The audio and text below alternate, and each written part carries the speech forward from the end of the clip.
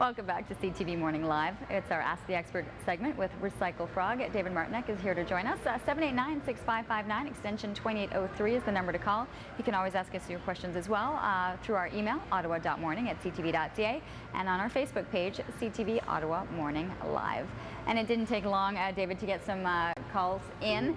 And so I believe we're going to be heading out to Woodland, Ontario, where Linda is on the phone. Good morning, Linda.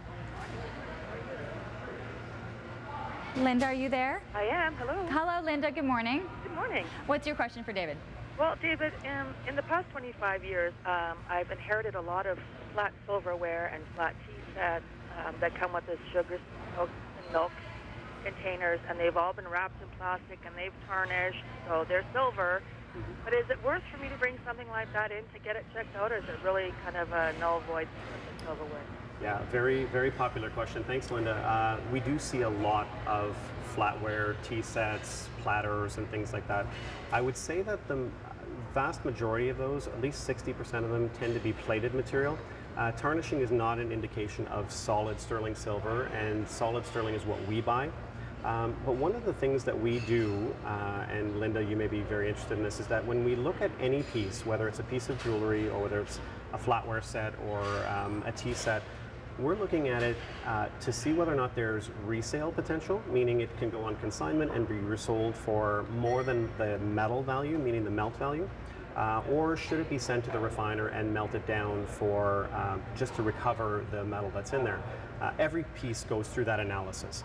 So if we were to look at your set and we were to see that it was not solid sterling silver, we couldn't buy it anyway. But if it was in good enough condition, we may be able to refer you on to a reputable consignment business that could look at selling that on your behalf and trying to at least get you some money for it. So there's a bit of a process that we go through with every transaction and every item that we look at. But certainly if it is solid sterling silver, it could definitely be worth a lot of money, at least in its silver value, and then also potentially in resale potential as well. All right, now, but then you wonder, are people then going to be coming in with sweat, on the eyebrows, having spent hours and hours kind of going through, trying to get that silver look back, and that can be painstaking to spend if you've got a nice little silverware set. So happens all the do time. They need to come with it looking sparkly, shiny, and new? A great question. No, do not polish it up. There's a few reasons for that. One, if we are going to buy it, we're buying it for the melt value, so it doesn't matter what the condition of it is in. So if we're going to be referring it on to consignment, doesn't matter the condition either, because they're going to be looking at it for the hallmarks, the name, the brand of it, and the overall condition, meaning the dents and dings in it. They will professionally clean things before they sell it.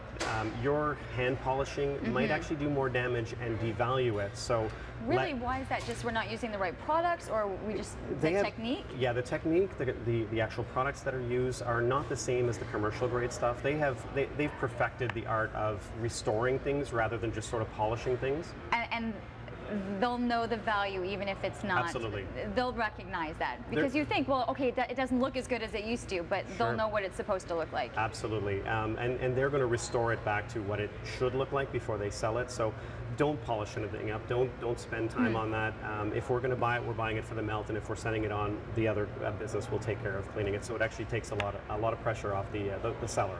Oh, you know what? I would have thought that I should have come in. So lot of that's people good, do. and hopefully that's some great advice for you at home as well. Now, what happens though too if you have a ring, you've got jewelry, and in it are stones? Yep. So maybe you still want the stone, or what happens then? Because probably a lot of the pieces you have are like that. Many. I would say at least a quarter of everything that we see have some stones, whether semi-precious, synthetic, or precious stones.